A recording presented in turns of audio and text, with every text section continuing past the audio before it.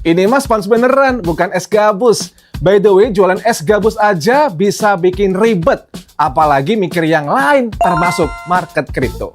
Oke, sebelumnya dalam sepekan terakhir, terutama di akhir bulan Januari 2026, Bitcoin melemah hingga sempat menyentuh di kisaran 81 hingga 82 ribu US dollar. Sementara Ethereum turun ke kisaran 2.700 sampai 2.800 dolar Amerika. Tekanan ini datang dari turunnya minat risiko pasar serta likuidasi dari pasar derivatif. Tapi menariknya, nggak semua altcoin ikut jatuh. Dan berikut 3 altcoin yang masih perkasa berdasarkan data dan rangkuman dari Indodax Academy.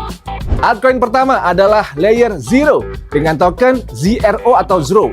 Di saat market sedang tertekan, Layer Zero justru mencatatkan kenaikan sekitar 11% secara mingguan dengan harga berada di kisaran 1,8 sampai 1,9 dolar Amerika Serikat.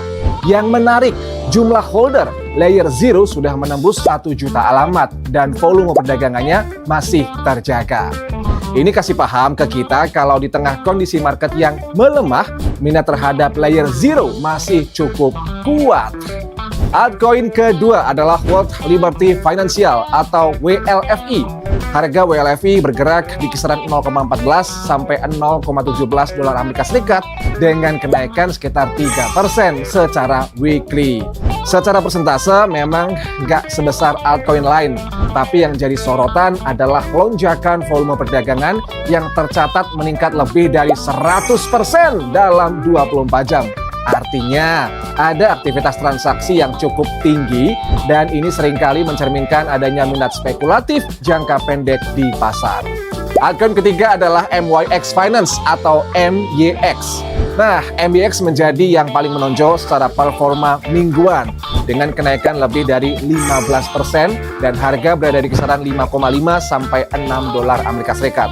Menariknya, meskipun volume harian sempat menurun, harga MYX tetap bertahan di level tinggi.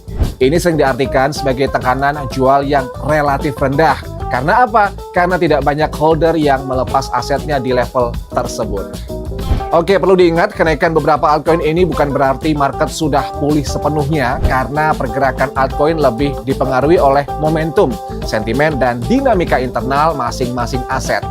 Dan meskipun tadi Indodax sudah mention beberapa aset mulai dari Layer Zero, WLFI, dan MYX Finance, ini bukan ajakan untuk membeli atau menjual aset tertentu. Dan utamakan selalu lakukan riset sendiri atau do your own research sebelum mengambil keputusan untuk berinvestasi kripto.